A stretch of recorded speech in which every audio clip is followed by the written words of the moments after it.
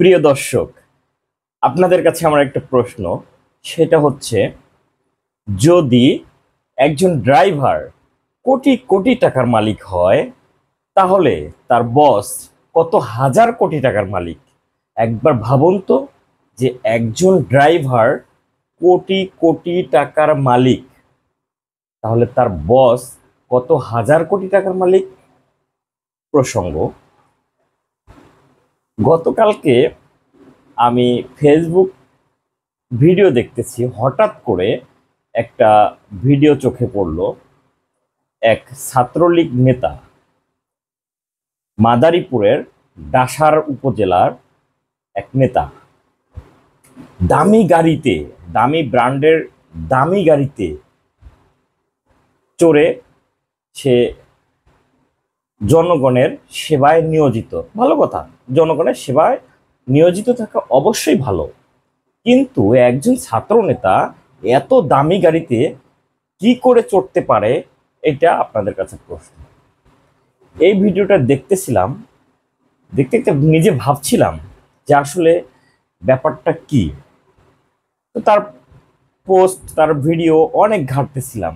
একটা পোস্ট দেখলাম, একটা ভিডিওতে দেখছিলাম, গেল ঈদে 100 কেজি গরুর মাংস, অর্থাৎ 1 কেজি করে একটা প্যাকেট, সে 100 কেজি, এরকম 100 জন মানুষকে এই দামি গাড়িতে চড়ে ঘুরে ঘুরে নিম্নবিত্ত বা গরিব মানুষদেরকে সে বন্টন করেছে। একটা ছাত্রনেতা কি করে এত টাকা দিয়ে 100 কেজি মাংস বন্টন করতে পারে? এটা আমার মনে একটা প্রশ্ন জেগেছিল। আবার দেখতেছিলাম তার বাবা উপজেলা চেয়ারম্যান হিসেবে সম্ভবত নির্বাচন করতে আগ্রহী এবং কাজ করে যাচ্ছে, এরকম কিছু। আজকে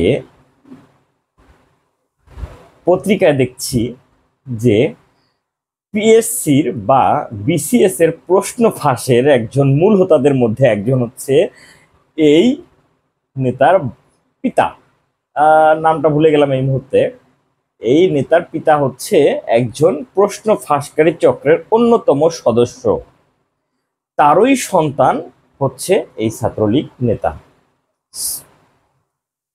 আপনারা পেপার, পত্রিকা, ফেসবুক, ইউটিউব বিভিন্ন জায়গায় অলরেডি আজকে দেখতে পাবেন যে সে এই নেতাকে, তার পিতাকে, এই প্রশ্ন ফাঁসকারীকে দেখতে পারবেন।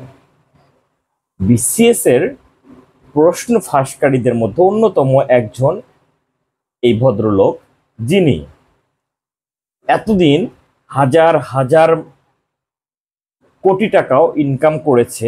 হয়তো সে কয়েক কোটি টাকার মালিক হয়েছে, তাহলে তার বস কত টাকার মালিক হয়েছে?